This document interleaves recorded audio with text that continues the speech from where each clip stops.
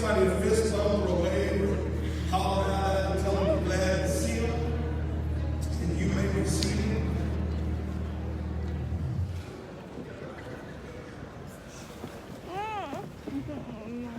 Have we handed these out yet? Was it okay? All right, real quickly before we get started, I want the ushers, they're going to put their hands, we're going to give you a handout for you to take some notes and take home with you, maybe for speaking some discussion with your family, and just give you your own personal thoughts to come back to this, to be a remembrance.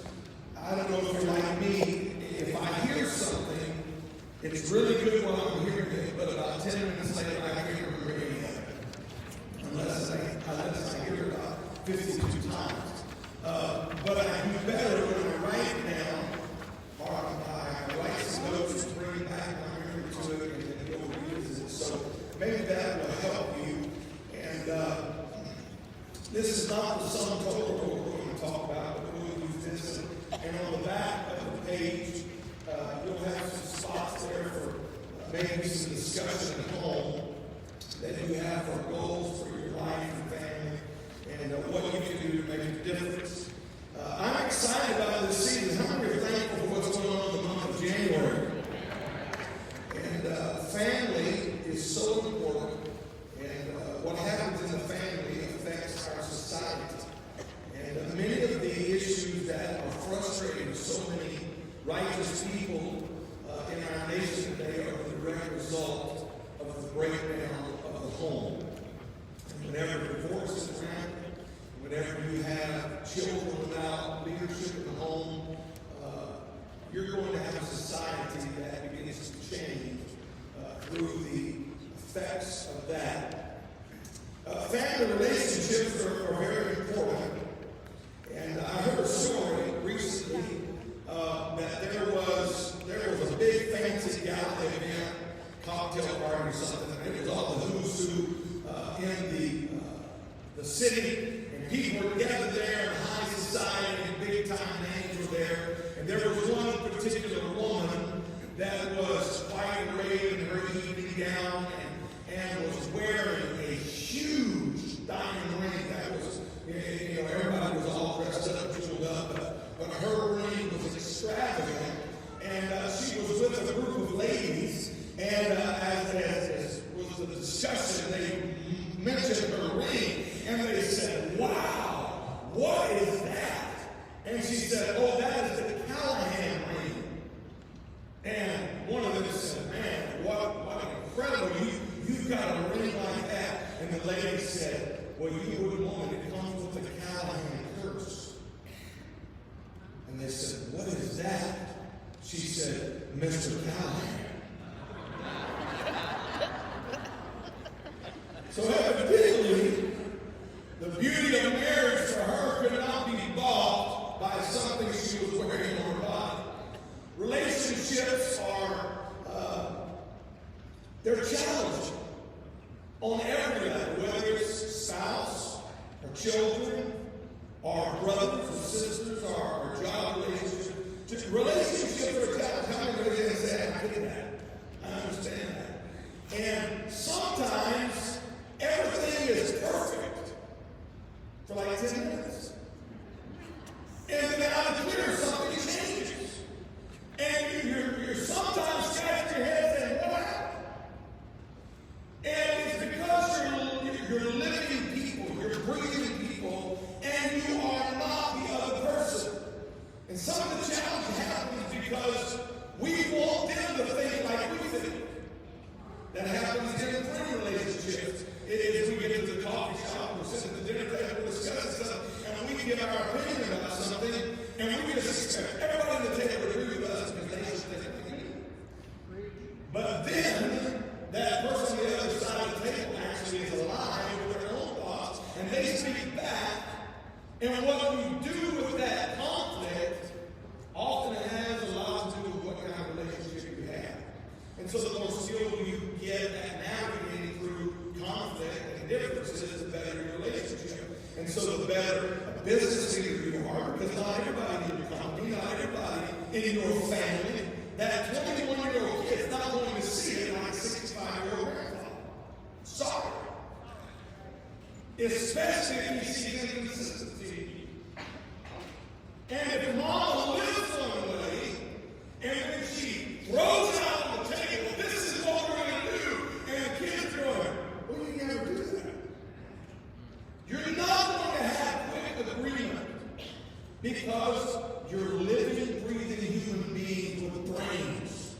And brains have a way of navigating every trail that history has established, and they remember every inconsistency. Have you ever noticed that people never seem to remember the good stuff you did?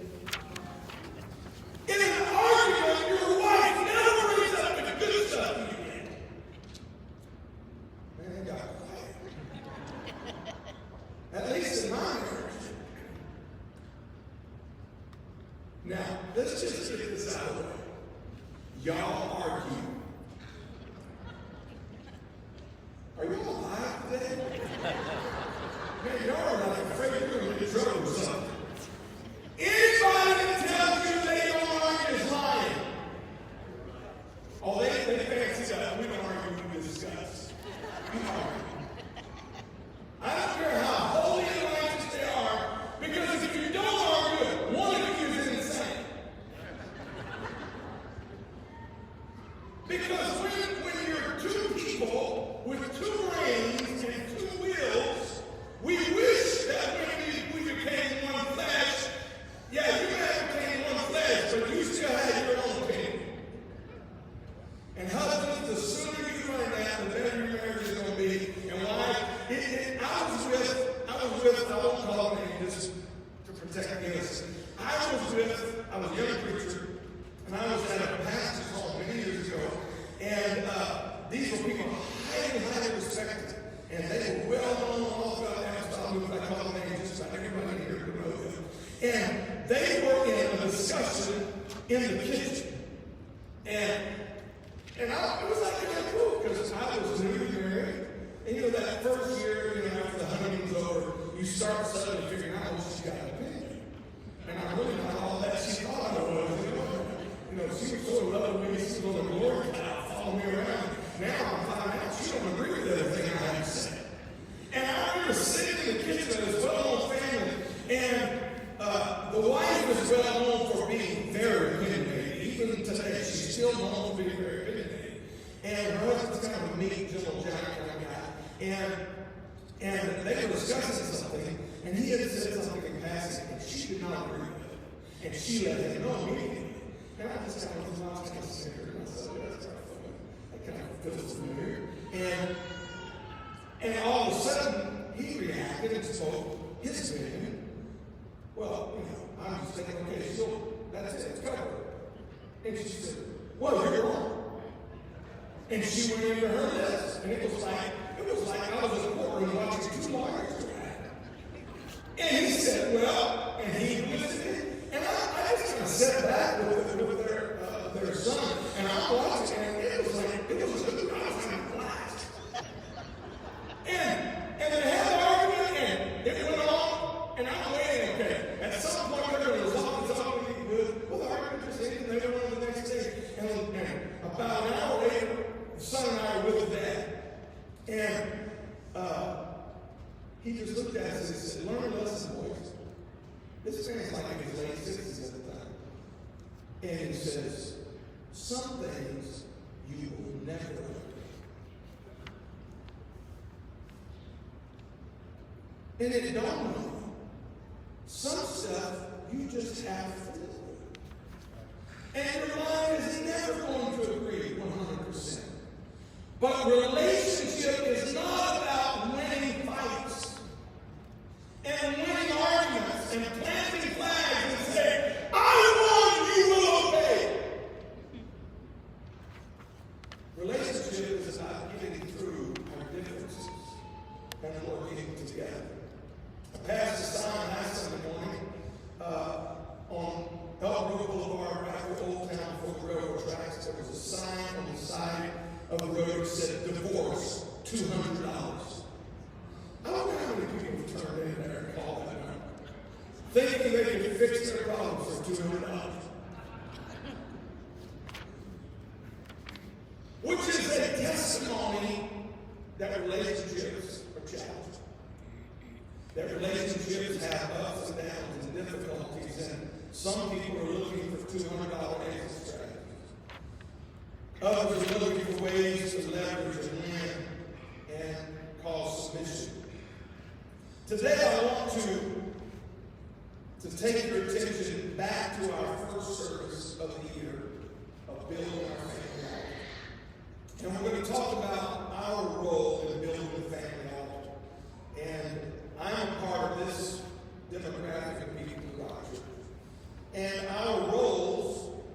different in each of these breakouts. The young people today are upstairs as young adults. They have a role to play. Their role is different than the group in here. And that group that is 35 and taking care of toddlers and getting life going and just getting marriage going, that is in the fireplace today, Bishop Brother Wilson, Bishop Sister Wilson, they're a different place than us in this group. And in this group, there are some that have navigated very difficult situations, maybe the loss of a spouse. There's people in this room that have gone through bankruptcy. There are people in this room that have gone through divorce. There are people in this group that have gone through deep physical maladies in the home, or raising children with severe illnesses. There are some of you that live with constant chronic health issues. And so you're at a season of life.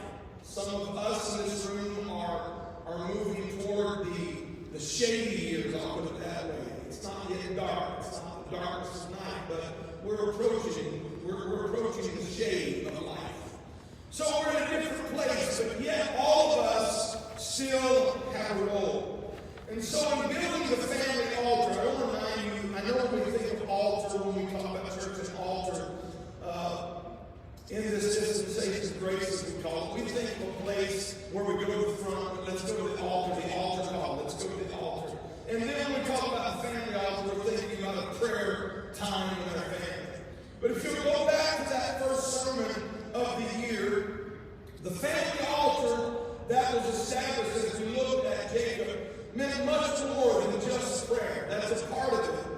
But can I say this? You can pray every day for hours and not get your relationship right. You can be so spiritually minded that you know earthly good. So when you're talking about a family altar, prayer is a big part of it as we look at Jacob's life. But it is also a place of consecration. It was where he made some covenants with God, and God made some promises and established covenant with him. So an altar is not just a place of prayer. It has to do with commitment. It has to do with a deeper relationship with God. We talked about the place where God was concerned and even angry to the point of bringing judgment. And Jacob said, we've got some things in our life we shouldn't be doing. We got some garments and some things we got to get off of our body. And he took those things off and he buried them under the oak tree at Shechem, which was this parcel, as we talked about, that parcel of land for the family altar. And so a family altar also has to do about our personal transition. It's a call to sanctification, a call of separation. If I'm going to be in this relationship with God, in a covenant with God, it's got to be more than just platitudes and prayers and 52 oh Jesuses. You know, some of us are guilty of making fun of all the people that go through the Hail Marys, 52 Hail Marys, but then we go to prayer and say 152 oh Jesuses. We're talking about more than marking time. We're talking about prayer. We're talking about consecration. We're talking about separation, commitment, and also we're going to talk about legacy in a couple of weeks. It's about leaving an inheritance. That family altar became the place, remember, where Joseph said, don't leave me in Egypt. Take me back to that plot that was bought by Jacob from the sons of Hamor. And the Bible said it became the inheritance of the sons of Joseph. So we're leaving a legacy. That family altar is that the truth, the apostolic message, the doctrine of salvation, the giving of our lives to God becomes not just a part of our individual life, but our family, but not just us for it no more, but from generation to generation leaving a legacy. So as we go through 2021 and we make the statement of the family altar, that's what we mean. Do you understand that? If so, say amen. So as we talk about family altar, these are the things in mind. I think on your paper there is a question that says, what is my role in this process? Now, some of you are fathers, some of you are mothers, some of you, I know how it is when you fill out one of those leadership things, you have a hard time. My answer to this as a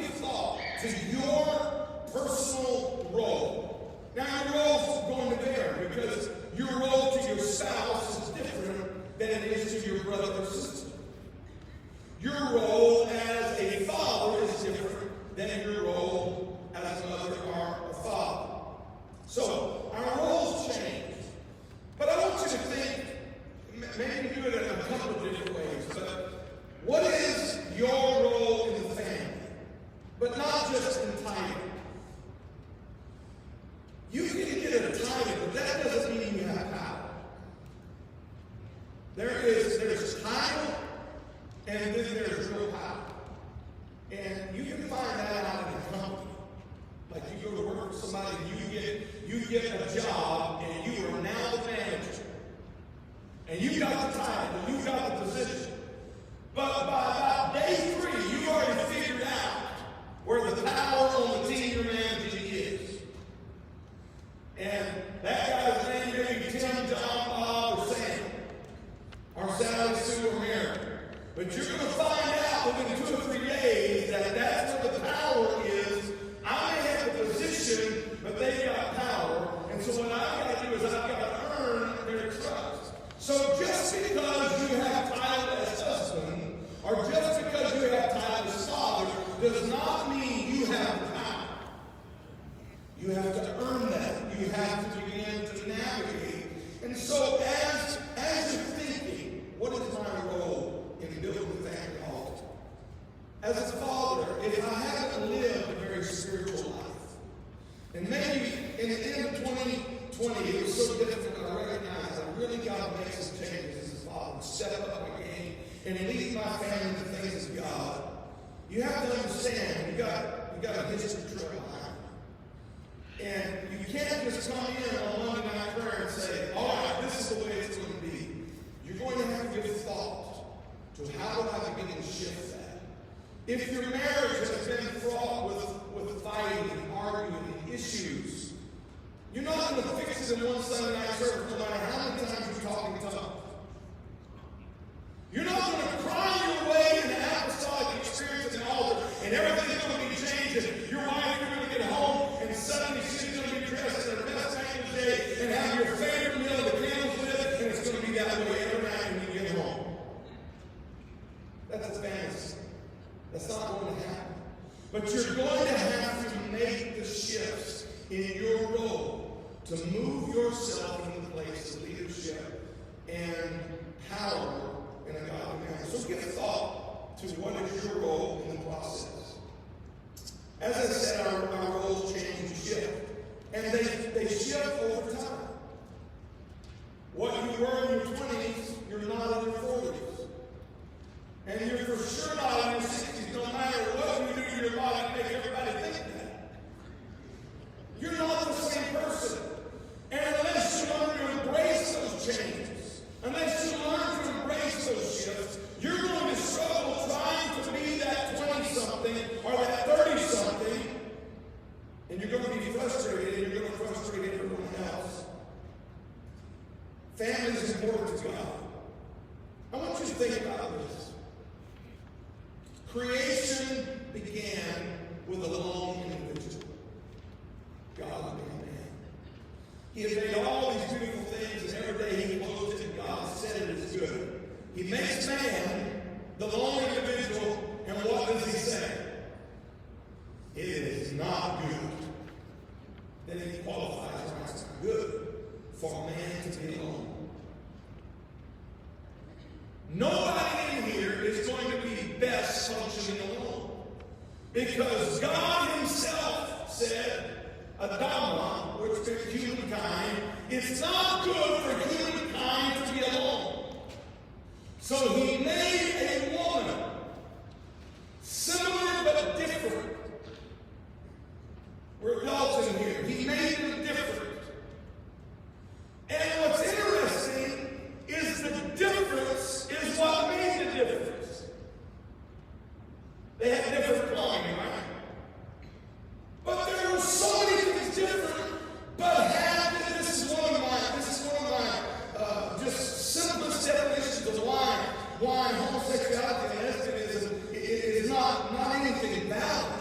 It's because it was the difference that produced the future. If that's true, the natural physical makeup of the body, your relationship with your family is not the same. Husbands are husbands, wives are wives, children are children. And the production of the family, the future of the family, is not based upon your sameness. The product of the future, the blessing, the growth, is the differences. Had he made another like Adam, it would produce something. But it was the difference that made the difference. difference. So don't try to live your marriage trying to make your spouse like you.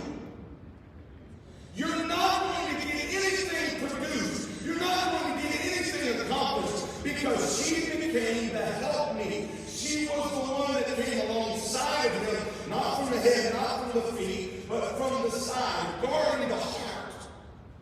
One to walk beside him to make up the difference in his life. God looked at him and said, basically, you're incomplete. I'm going to make her completer, and she's going to be different. She's going to be similar to you. Man, woman. Maybe somebody said the reason she's woman is when he woke up and looked at her and said, whoa, man. But it was the difference that brought the production. Can I tell you those challenges of your relationship? That difference of opinion that your wife has, that difference of opinion that your husband has, and yes, even the difference your kids have. It's not the argument that produces, but it's the difference of coming together and finding common ground where you may have two different opinions, but where, have you ever heard of those leadership sessions where they take leaders and they say, okay, this leader, his vision is, boom, they draw a circle, and that's his focus. And then they get another leader and they say, this guy's focus is here, boom. And then they get another leader and they draw a big circle, and that's his focus. And they say, okay, let's say let's widgets and gadgets and gadgets.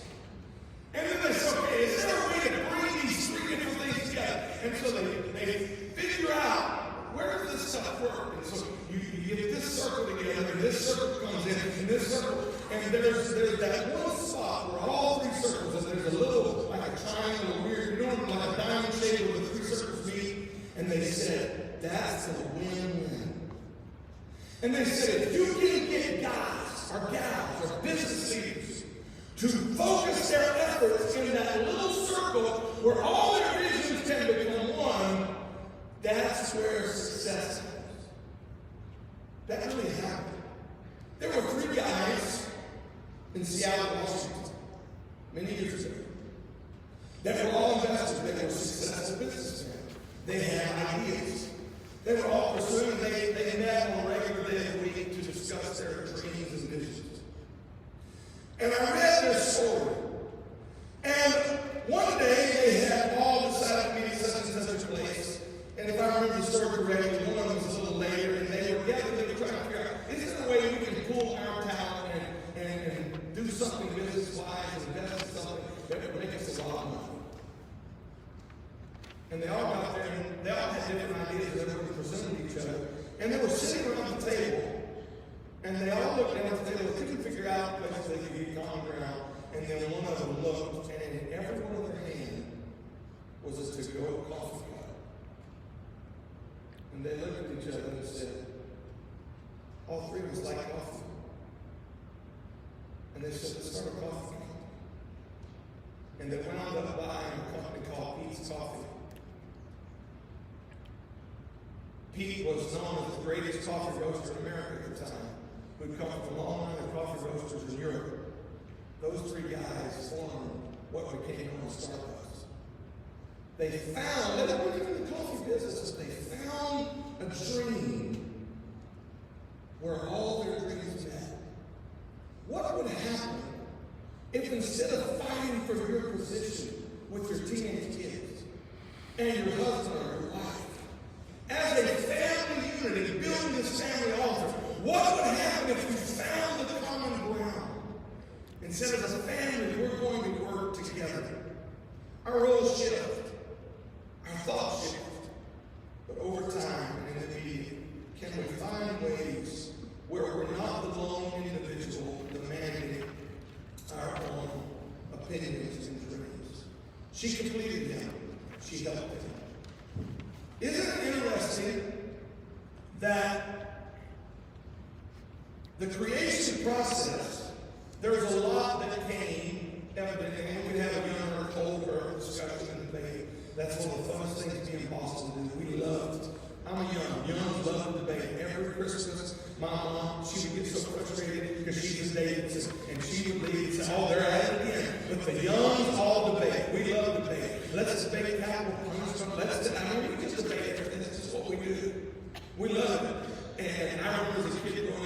my dad was pre-tribulation rapture, and my grandfather was post-tribulation rapture, and I remember they were arguing, they were getting out there. One day my grandmother said, you know what? She agreed with my dad, and she agreed with my grandpa. Finally, she said, I feel strong about it both ways.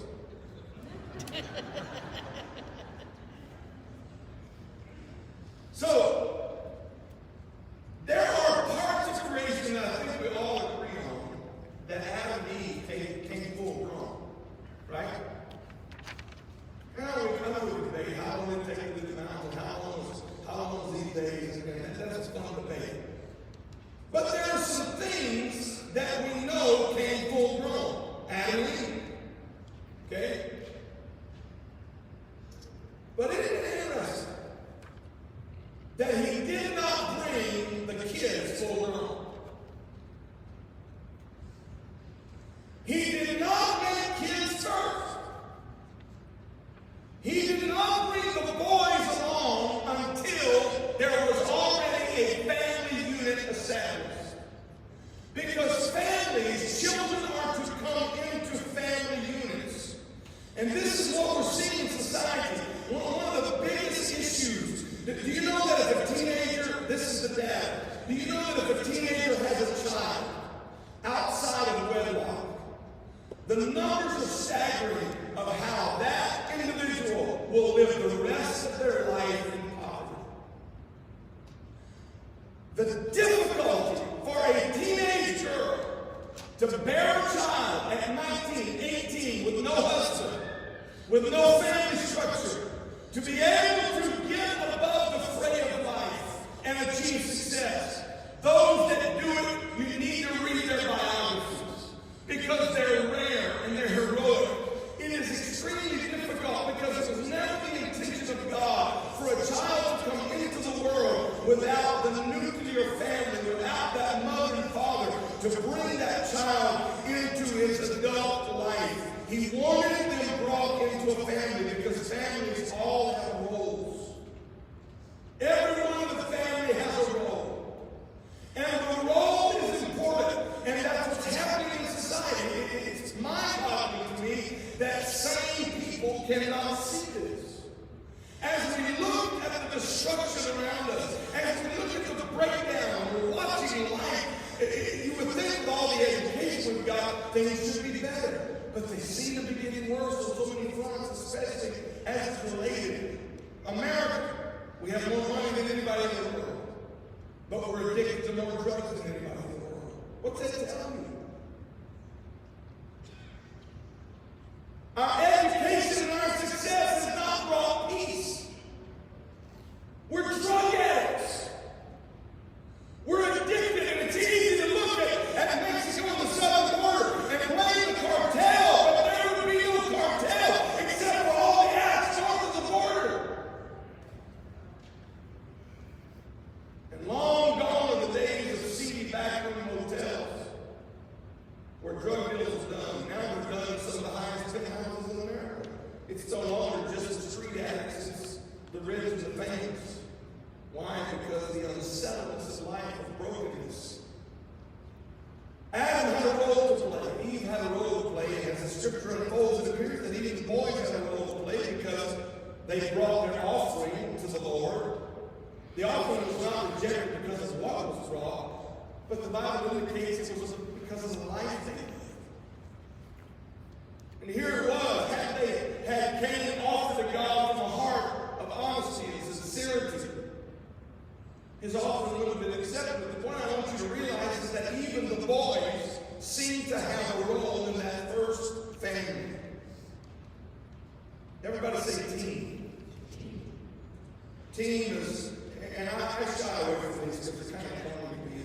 And I'm not big on these little raga, business being chants. But there is one that seems to have stuck for a long time. And that is team. Together, everyone achieves more. Think of team as your family as a team. And a family where everyone's together, that family is going to achieve more.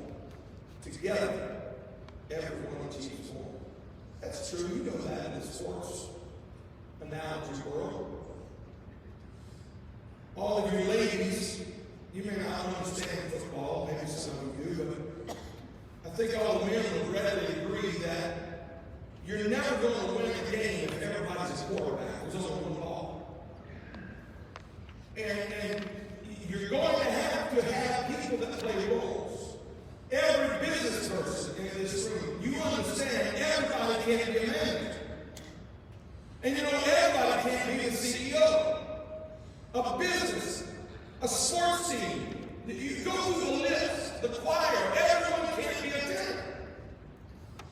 This band, what makes this work is difference and roles. The guitar cannot play like the drummer. We don't have 7 guitar players. We don't have 7 organ players. We have unique, and here's the other thing, without the different role, you cannot even produce music. Because every song is produced by distinctive roles. C is different than E. If the E is out of tune, it's going to affect C. Music is the celebration of navigating the difference. How can I take this note and that note and that note, mix it in rhythms, you rest, you play, you come after, you speed it up, you slow it down, you're louder here, you're softer here, you come in, and it's the beauty, don't ever forget this, it's the beauty of the distinction, it's the difference that makes the difference. In your family, the difference is what makes the difference. And as you learn as the head of the household, as you learn like that orchestra, as you're conducting your family, as you're valuing each individual part, yeah, you may be the guy with the baton, or you may be the one that's keeping the rhythm, but there is the beauty of the difference as it flows together. It's that difference and distinction, the different gifts, the different talents, the different things that resonate and sound off that make it all work. All families, everybody say all families function through roles. All families function through roles. I think this may be on the notes. I don't have the paper. Is there a line that says the family is an organism? It works together to achieve homeostasis, so that's a fancy word in the therapy world for equilibrium. And that's the beauty of music, right? Is all these parts coming together. And the beauty of a choir is what's amazing is tonight the choir's going to sing. And there's going to be somebody on this side. Is this the soprano side? Alto, okay. So on the alto side, you've got somebody that one of those ladies that has an alto timbre. She got that, and then over here, you got one of those songbirds like the sound and hanging there. And then you got a tenor. No! And then within the tenor section, you got a tenor that goes, no! And you got a tenor that goes, and you see the ones that are having a hard time, you see them, if you stretch your toes, you stretch your neck, you think you can hit it. And they go, or you watch the bass singers if I'm touching my head. I don't know why we do that, but we all do that. But what's amazing is when they start singing together and there's somebody directing them, you don't hear, you don't hear that. Because all those differences, when they're brought together, the difference begins to sound as this one wonderful voice. Your family's never going to be exactly alike. And it's the difference that provides the balance. Sometimes there's stronger here, weaker here, and navigating there. And all of that is what produces that balance. Families, I said all families, and some of you are thinking, yeah, Well, not the family I grew up in. I'm not going to ask for show of hands. I have a feeling some of you grew up in some really dysfunctional families. And some of you, you're won't nod because you're like, I'm in one right now. But let's take that. Let's take a dysfunctional family. And I'm going to use a dysfunctional family as proof that families are living things. So there's some dysfunctional families in the Bible. The patriarchal family, you study that family where Joseph came out, and that is like poster child stuff. I mean, that is a family full of dysfunction. So let's talk about dysfunctional families. Families, there's something that happens when a man and woman become a family, a marriage. And then when children are born into that family, no matter if it's good, bad, or ugly, that family is a living thing of itself. Okay, I want you to get that. I'm going to prove it to you. And that family, no matter how dysfunctional or how great and perfect it is, the most dysfunctional family or the most productive family are living things in themselves. So let's break this down. So I'm going to create a scenario with 1, 2, 3, 4, 5. This is a family of 5. Okay? And you can just kind of follow along with me. So this family of 5, and we're going to, this is a dysfunctional family. And so just for the sake of discussion, I'm just making this up. So we're going to call this a dysfunctional family because at the centerpiece of it all, the linchpin is, we'll create something that some of you are familiar with. We'll make the father an alcoholic. Okay? Some of you may have grown up with an alcoholic father. So, in this family unit of 5, where there is an alcoholic father, we will call him, not to denigrate him, but just for the sake of discussion, we'll call him the addict. Okay? So he is struggling in his addiction.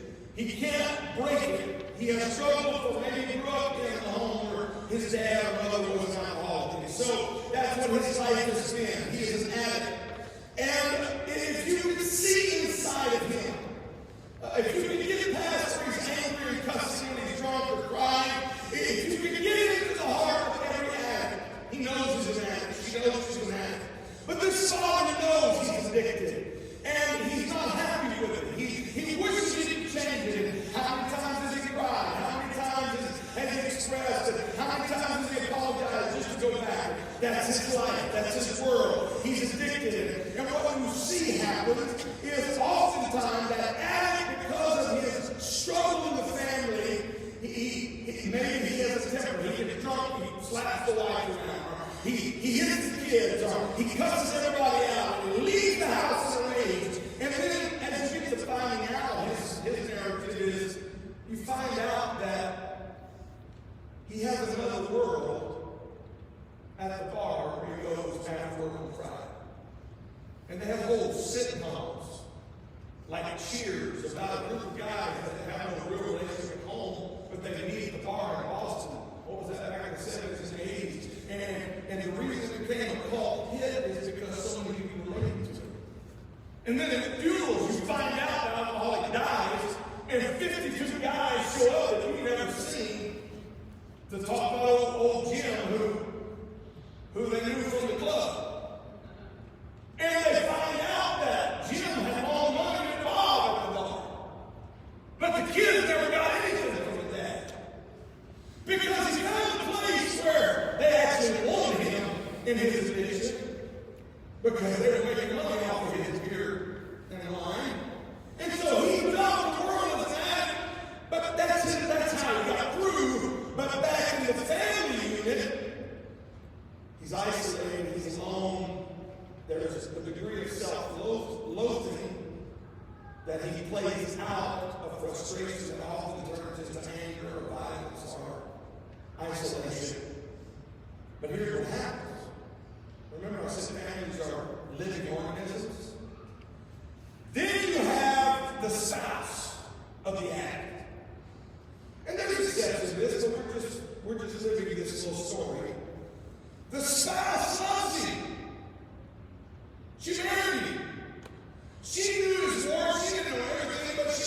and her heart got engaged with him.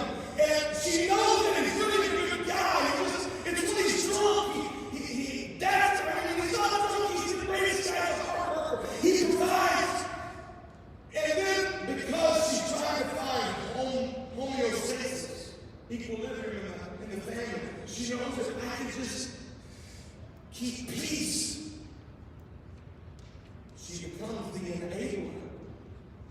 And so what she will do, I even know of wives with alcoholic husbands that when he gets cranky, she makes sure to go get his beer for him.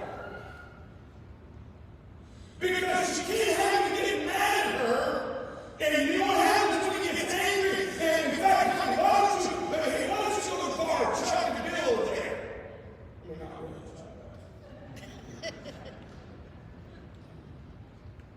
And because she's trying to keep peace as the enabler, as the peacekeeper, bring equilibrium in the family. And I know the kids are going to get hurt and he's going to get mad. So, yeah. Chuck, could you have him come over? And she knows he's going to drink. But in order to keep the equilibrium of the family, she works, not realizing that she's now enabling the problem. But what's happening is, she has stepped into, now she didn't take a class on enabling. There wasn't a marriage class when you went to that was called equilibrium. No one ever taught her how to keep the peace in the home. Get him away or make sure he gets it in. It just happens because a family is a living thing. But then there are other roles that begin to develop in a dysfunctional home. And some of you may begin to identify with some of these. You have, let's say, in a family of 3 children. You have, how many it is? You have the hero child, the golden child. I've seen this in church families, where you have the kid that lives in a dysfunctional home, but they're like perfect. And you're like, how in the world is she that good when they're that weird? Now, you don't have to admit that, but y'all know people like that. And what we see from the outside is very real in the inside. In fact, if you study families, you'll find out those golden children of that hero child, it's that way. And the other siblings recognize it. If little Johnny or little Susie can do no wrong. And so, if either mom or and dad, they know little Susie and I'm wrong, but she's so sweet. And she never gets it wrong. She makes sure when daddy's drunk that mom's taken care of. And you have this child, that girl, that boy, they're the golden child, and they just seem to all do it all right. And what happens, the other siblings begin to look at the golden child or the hero child as the one that they look to for answers. That's not the only role that's played. Then there is the problem child. The problem child seems to be the one that gets all the trouble. And everybody buys into it. In fact, the other siblings do, and so do mom and dad. And they look, because that's the golden child. They never do anything wrong. But this one, this one has been a rebel since the day he was born. Just whatever. And this one, the way the golden child reacts is, I gotta help mom. No, she didn't get a book. She didn't read. She didn't take a class. It just happens. But then there's this child that the dysfunction begins to work on, and he or she, they can get cocky, they get arrogant, they get rebel because they know daddy's not doing it. And so what they do is their pain begins to be revealed, and in doing so, they bring equilibrium to the family because the balance of power is shifted to the golden child, and everybody knows Susie can't do wrong. But little Mikey over here, he can just be smart enough and makes me want to slap him. And the other kids, well, you know Mikey. And boy, he fits the role. And the more they say, the more he does it. And he acts out, and And what happens? It brings balance to the family. This is reality, folks. And then I say there's the third one. We'll have another kid. We'll have the mascot, which is often the middle children. These last two could be the middle children, oftentimes, not always. The first is the mascot. That's the one that always makes a joke out of everything. Because they didn't do their homework, they're the one that climbs up on the desk when the teacher steps out and gets the classroom party. Or when the teacher comes in and corrects everybody, they're the one cracking smart aleck jokes because they don't have a clue what the lesson's about. And they find a way that when everything gets tight, or they're ready to look at Susan, the golden child, and they're ready to blame him, and they're like, oh, well, did you hear about this? And they start telling jokes, right? And there's a mascot child. And then there's the alternative, is the invisible child. The one that steps back out of it. And some of you are thinking, man, these are my kids, or this is the family I grew up in. It's real.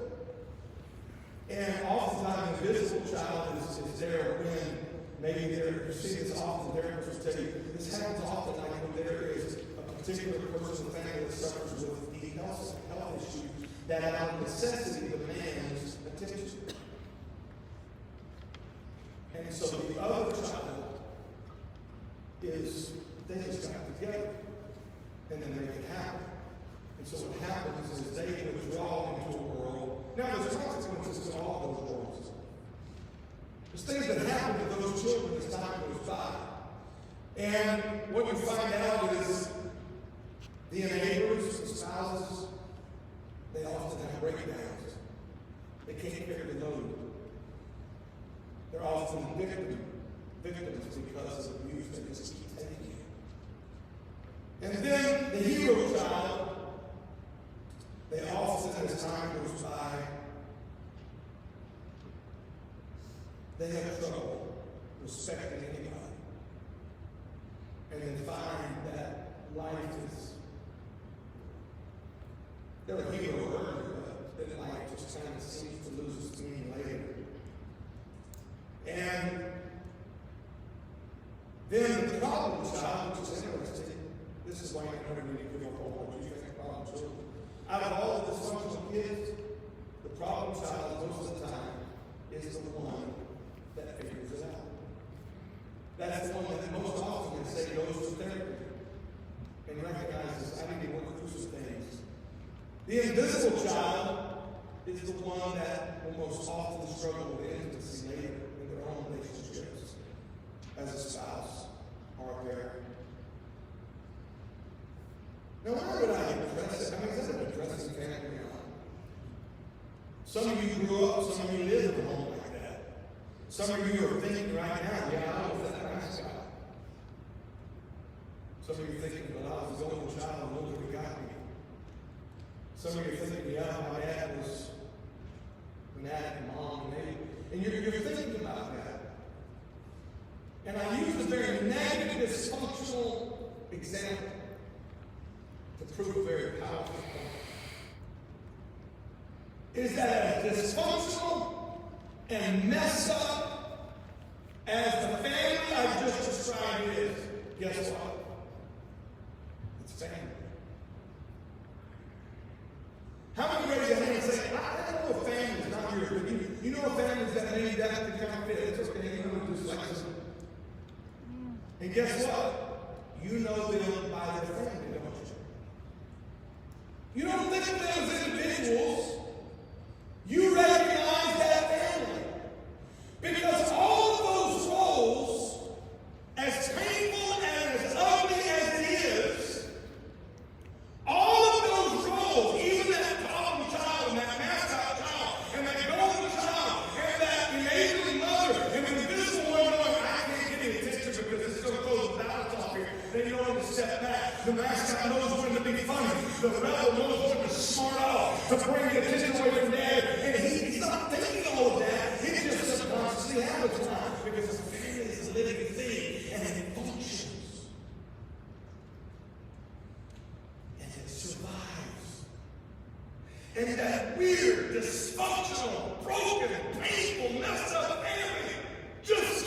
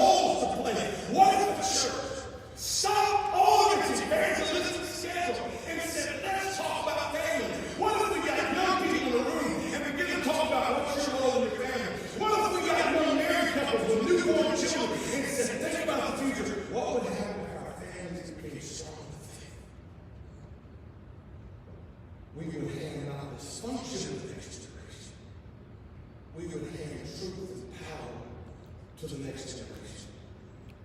Families are so important. So I ask you today, you may be a grandparent, maybe a spouse, maybe a husband, a wife, mother, father, grandparent. Can you identify your role in building that family home? Think of yourself. So you're now in your late 50s and your kids are happy kids. So you're not going to be the 25-year-old debutante or athlete. You're about to achieve a different role. And you're not going to be able to maintain that domineering, egocentric father that you were. I know people that are not able to make the transition. There's a man that I know that had sons. And when I look back, I know this family well. When I look back at this preacher, he was one of the most incredible fathers of boys that I have ever seen in my entire life. Everything a boy could dream of in a father, just in my mind, from the outside looking in, that guy was that. I mean, he had those boys and stuff. By the time they were 10 and 12, they were doing things that other little boys just dreamed of because Daddy was in their world, and it was incredible. And I was older, obviously, than the boys, and I knew the father, and I watched what happened with the boys. And it was like, as another father, younger, looking, I was thinking, that is unbelievable. And the relationship he had with his two sons was unbelievable. It was mind-boggling. But I was shocked that he could never make the adjustment when his sons became men. I watched as this guy, who had been in the world of his boys, as hero, you just name it, they were together. It was awesome. He talking about money. He talking about Billy. And I can do this. I got to be careful because I don't want to reveal anything. Because they're going to be wonderful people and they move on through life. But I watched as it was an incredible journey into the teenage years. Then I watched the boys marry. And I watched these relationships implode. As he could never allow those boys to come in. And what had been a relationship that was so deep, he didn't know how to transition to become a father to boys, to men. He knew how to be the boy father. He didn't know how to be a man father. And it turned into fighting, and bickering, and opinions. To this day, now years, those sons are grown now, families are grown. And if you only knew the dysfunction that developed, not when they were 14, not when they were 17, but when they became men, because the father did not know how to shift in his role. Our challenge to this group is transitioning, or some of you are soon transitioning. And at every step of life in leading your family, we have to grow. We have to learn. We have to adjust. As we pour ourselves into our family relationship, working, thinking about it, is there any more important responsibility than being a husband or a wife? Now, I know immediately, there is an immediate. For instance, if this building caught fire, I wouldn't be looking for a wife. I would be looking for a fireman, right?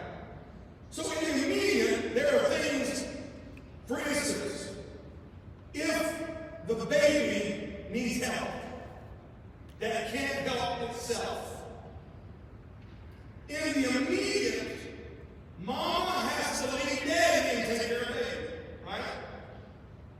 But that's only immediate. Because when baby's taken care of, it's back to relationship.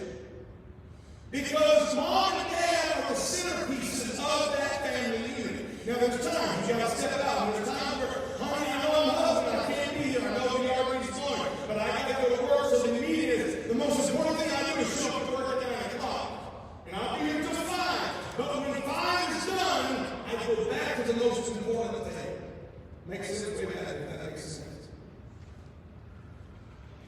Here's a sad reality. Most people are engaged in the most important role on planet Earth.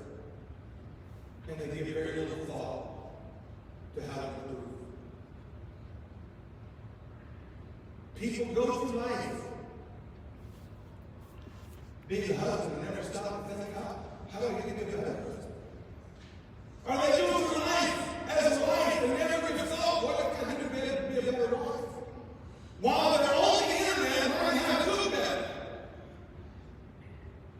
or learning how to fish better, or researching where they can have the best vacation. They spend their energy on all kinds of other things that really are not even secondary. They're like thirdly, fourthly, and fifthly. And the most important thing is a husband or a wife or a father or mother, they give little thought to.